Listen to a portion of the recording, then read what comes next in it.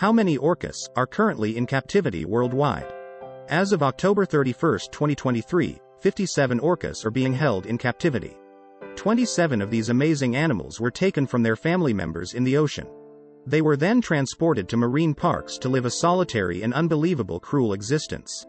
They are being kept locked up in very small tanks that leads to physical and psychological issues for the orcas. Captive orcas show behaviors such as repetitive movements and dorsal fin collapse, which is often seen as signs of stress. Of the 57 orcas still in captivity, 30 were born at the parks. Which countries have the most captive orcas? The United States, at marine parks like SeaWorld, has had the highest number of captive orcas. Other countries with captive orcas include Canada, China, Russia, and Spain. Why were they taken away from their free life in the sea and away from their families? So that money could be made by people who owned the marine parks around the world.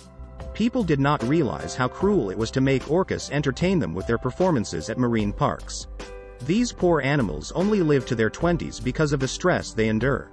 Those in the wild can live until they are 80 years old. In recent years, concerns about the welfare and psychological health of orcas has grown.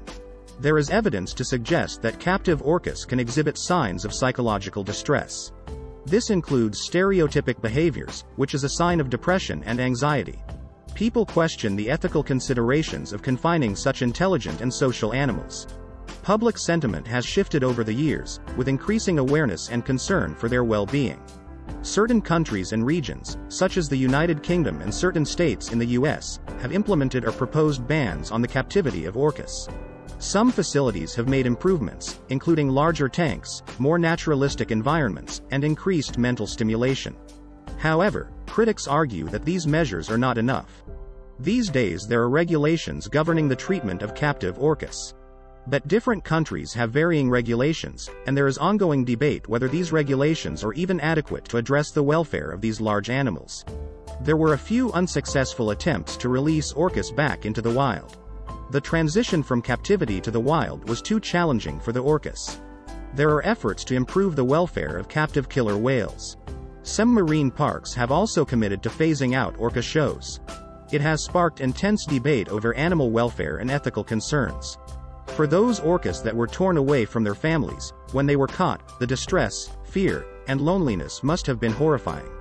In the wild they live in large family groups called pods.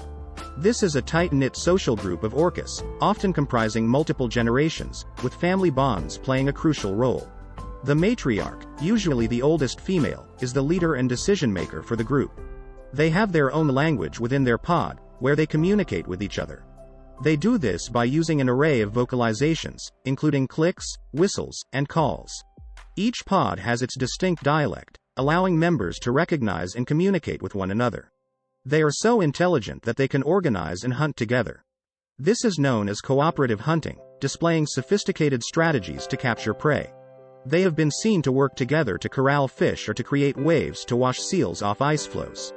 These skills and knowledge are passed down through generations. Younger members observe and mimic the hunting techniques and behaviors of older, more experienced animals. Mothers provide loving care for their calves, teaching them essential survival skills. The bond between mother and calf is particularly strong, and the extended family often assists in raising and protecting the young. Orcas also form strong bonds not only with family members but also with other members of their pod.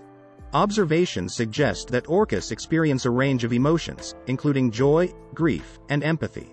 Instances of mourning for deceased pod members have been documented, highlighting the emotional depth within these groups. Wild orcas stay with their pods for life and maintain long-term bonds with their family members.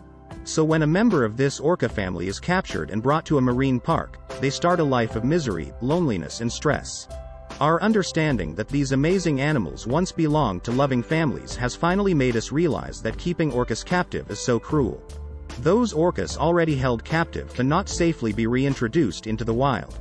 Also, it is impossible for them to find their original families that they were taken from. Humans have a lot to answer for when we allowed this to happen. I hope that the treatment of all orcas in captivity improves. For more facts about animals, click on the subscribe button.